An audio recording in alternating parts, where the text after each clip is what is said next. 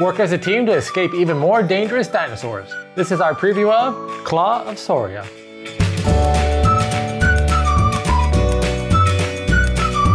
Claw of Sauria is an expansion to the base game that adds a co-op mode, and I thought the addition of the Saurionyx dinosaur was interesting. This expansion takes all the fun elements from the base game and turns them up another notch. We'll tell you all about it after this quick how to play.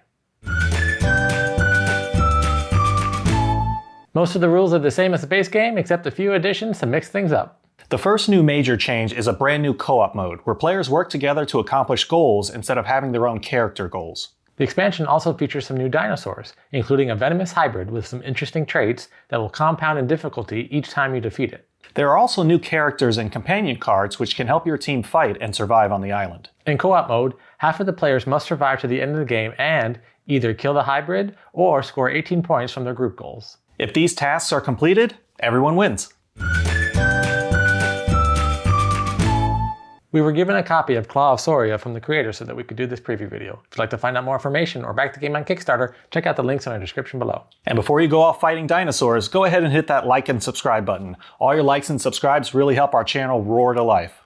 This is an expansion to the base game Soria. This is called Claw of Sauria. And what this does is it adds a co-op mode. So in the original one, it was every player for themselves. You're trying to survive on the island, accomplish your task, and score the most points while living all the way to the end of the game. The player who survives and has the most points wins. In this one, it's a co-op. So instead of each character having their own goals, you have group goals and you have to accomplish them all. Or you can kill the hybrid, which is this new big bad in the game right here. There's also some other new dinosaurs in the game, but the hybrid is the biggest new addition because it comes with its own card and traits, and you have to defeat it several times before it's officially killed.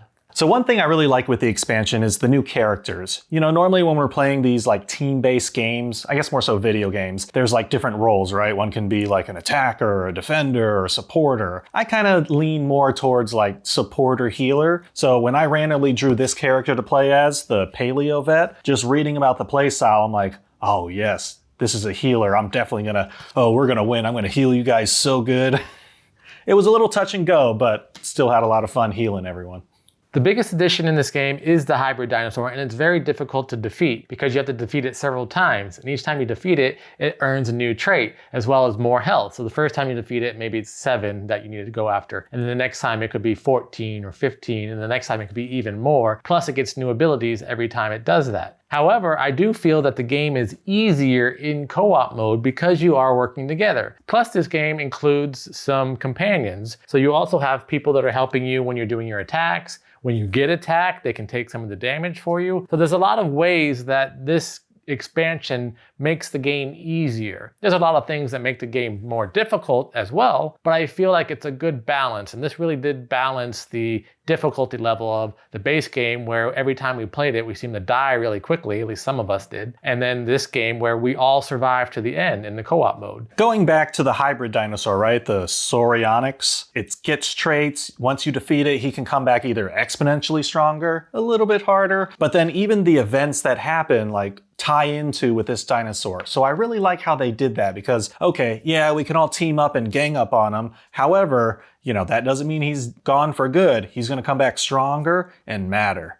And so every time we drew some of those cards that just made him madder and stronger, it was like, why? Why did you do this to us? And the expansion includes new noise cubes. So every time you make noise while you're going around the island, you could pull out a noise cube that makes the hybrid go closer to you. Even if you have it positioned where the player with all the weapons is right next to the hybrid, and on their next turn, they're gonna really demolish the hybrid, and then you draw a noise cube and the hybrid goes to you, now suddenly you're like, I don't have any weapons, someone come save me. So there is a lot of interesting dynamics going on with this game. One thing that I was excited about and that I thought was going to be really helpful when I got it was the rocket launcher. So I was like a healer, but then also I had a rocket launcher. So I was like, yeah, don't worry guys, I got this. But it only has one rocket, and then when you roll the dice, just like any dice roll, you can just have that bad roll and nothing happens. So it's like, oh, I got a dud of a rocket launcher. Now the Saurionyx is just gonna run amok.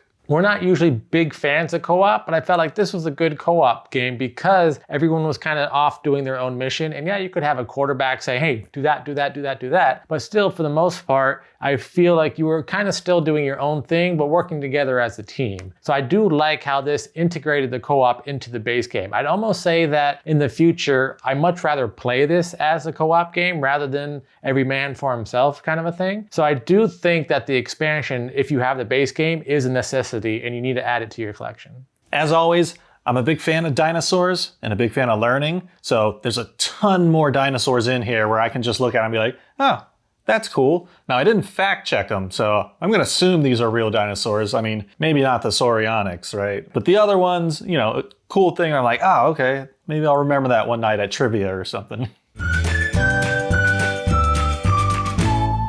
Overall, I like the new things that the expansion adds to the game. The new characters and even the new mode kind of lets you think about it from that more co-op standpoint rather than like every man for himself. Being able to balance that while adding in these new features that may seem to make it easy, but still make it hard too. Like that balance is always tricky, and I really enjoyed how they did it. Overall, I really enjoyed this expansion. Sometimes you get expansions to games and it could just be more of something, or it could make the game worse. I feel like this actually makes the game better, adds some new features to it that make it even more enjoyable than just the base game. So I think if you have the base game, definitely check this out. If you don't have the base game, get the pledge level that you get both, but make sure you get the expansion with the base game because I really like what they did with this expansion. And that was our preview of Claw of Sauria. What'd you think? What would you name your hybrid dinosaur? I think I would go with Ankylosaurus. Let us know in the comments below. And if you're enjoying our content, please like this video, subscribe to our channel. And if you'd like to back Claw of Sauria or find out more information, check out the links in our descriptions below. Until next time, I'm Lee. And I'm Kenny. I go party like a board gamer.